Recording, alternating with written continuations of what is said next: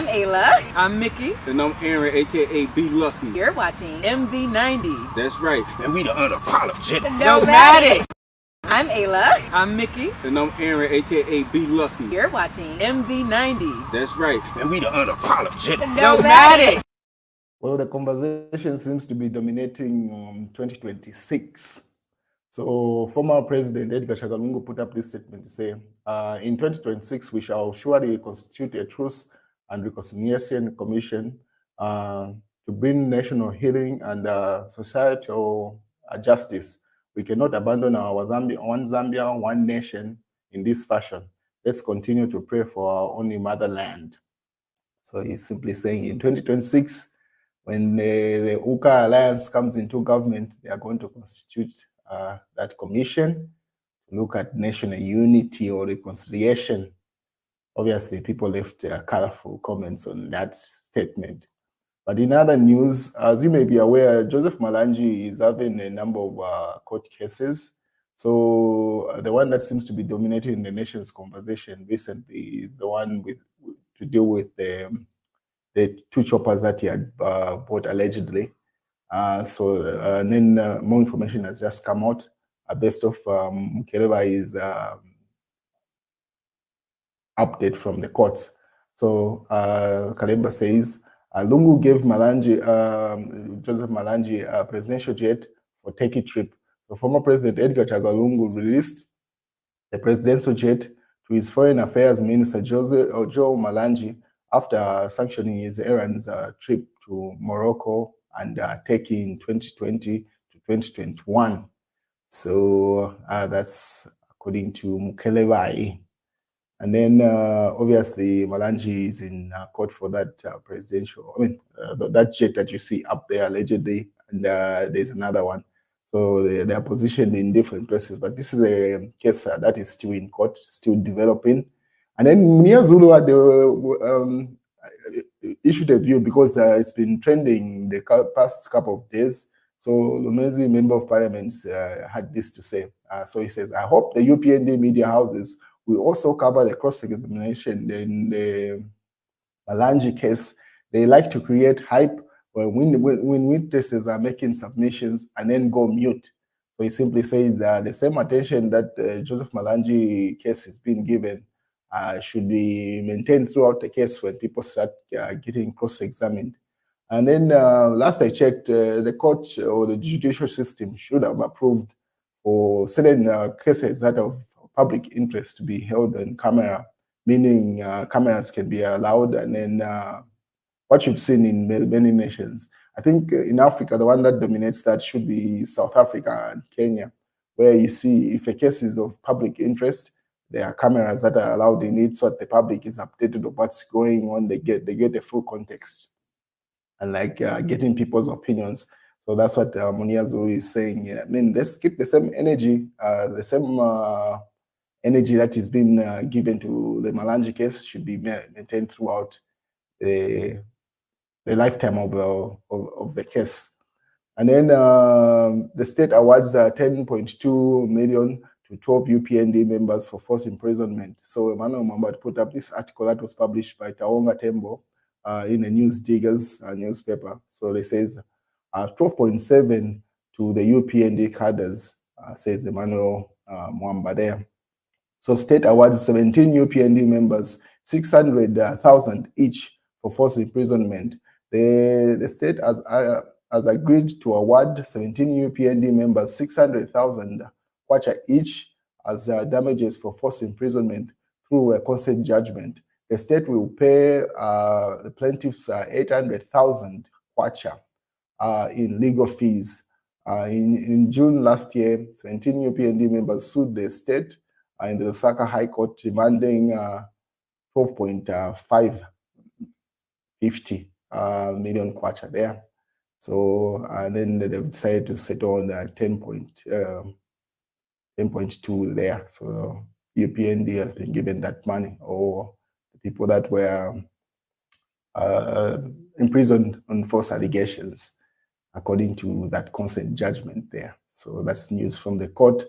And then obviously, this is from the UPND, they say 2026 will be a walkover and we have no opposition. So the United Party for National Development, UPND, says it's currently has no serious opposition and the country is, and that 2026 general elections will be a walkover. So the ruling party's consultant, Max Mukwe, stated that the country needs a completely new opposition party, which can come with a new crop of politicians, because the current ones are not able to offer any tangible threat to the UPND. So the person that issued that statement, that is the one on the left there, speaking to President Hakainde Hichilema. They are so simply saying the UPND are very confident that the 2026 elections will be a walkover because the current crop of opposition is not a threat. That's according to Max Mukwe. And then the police have summoned a material member of parliament. So Zambia police summoned a material member of parliament, Mao Sampa, over remarks of Society House and the building of Afri Light bought by ZNBC. So if you remember, Mao Sampa had put up a number of articles with regard to certain purchases that he says certain property is being sold, and then that's why the police have summoned him for. So, and then Munia Zulu said, Honorable Mao Sampa to appear before police headquarters tomorrow, lawlessness in gear 3, and Chavinga to have a convention. So what Munia is simply saying there to say, if you remember, Mao Sampa held a convention which made him to form the second part of the PF, which expelled those 9 MPs. Now they are in court for those issues. But the person that he had formed that second branch with, who's Chavinga, they fell off when Mao Sampa allegedly or some sort reconciled with Edgar Lungu. And then now Munia Zulu is alleging to say once Mao Sampa appears before court, before the police that have summoned him, there is a likelihood that Chavinga is going to hold his own version of the convention, just like Mao Sampa held, which will form that version of the PF, meaning we're going to have 3 versions of the PF. One for Edgar Lungu, one Mao Sampa, and then alleged Chavinga there, according to Munia Zulu. Let's wait and see how that that police appearance of Mao Sampa tomorrow plays out. But as things stand, the police have summoned Mao Sampa to go and explain himself or certain articles that he put up or certain publications. What is Saka High Court grants Kasanda freedom? So if you remember, when the case came up for hearing, Judge Geoffrey Mulenga released Kasanda on condition that he surrenders his passport to the clerk of the court. So Kasanda has been in police custody for a year now. This is the gold scandal case, if you remember, the one that happened at Kenneth Kaunda International Airport. So he was released on in fact, it's even published in here. So businessman was accused of robbing. I want to part where they say he was released on the 20th. Yes, Kasanda was rearrested on the 20th of August 2024, hours after the state was forced to discharge him by way of no prosecution, following the refusal of Judge Chilombo to adjourn the case so that the complainant, Michael and those are the Egyptians, could prove his allegations of having been robbed. So those Egyptians were released and they went to Egypt, so they were not appearing, and that's the reason why Kasanda was released then. But then he just got home. He should have been there just a couple of hours. He was rearrested, and then after being rearrested, he demanded that Ibex Hill police station take him to court, and then once he appeared before court, that's where he was granted that. I don't know if it's a bail or, but yeah, pretty much he was released on condition that he submits his passport, which he did. So yeah, at least he spent the night today at home.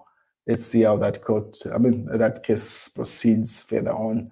But as things stand, Kasanda is at home as of yesterday, and no new updates have happened since then. Maybe you'll be appearing from home. You'll be appearing in court from home. I'll keep you updated of how that plays out. What is the East African leaders unite to support Raila Odinga for AU bid? So they want Raila Odinga. This is the main opposition guy in Kenya. And even Ruto there, you can see President Ruto and the number Tanzanian president, you can see Museveni and Sudanese president there. Pretty much everyone has united to endorse Raila Odinga's chairmanship of the African Union. So that was reported by Emmanuel Mwamba there. And then in the Daily Nation, UTH in crisis, and then UPND's 2021 mandate eroded, and then we are not ECO's proxies. So that's in the case where certain properties were forfeited to the state, and then there was a conversation to say they are owned by Edgar Chagwa in the background. So that's according to the news, Daily Nation update there. Whilst the Master newspaper says, we do not need Mutati and Mwimbu to publicly threaten everyone, says Mwansa. So earlier on, Minister of Home Affairs and Technology, Jack Mwimbu and Felix Mutati at a press briefing where they updated the nation. Mostly it was in response to Edgar Lungu's statement that he made in Sampa, where you're simply saying civil servants that are doing things that are not right are going to be followed in their homes and stuff like that. So that's where that statement is coming from. That's the news, ladies and gentlemen.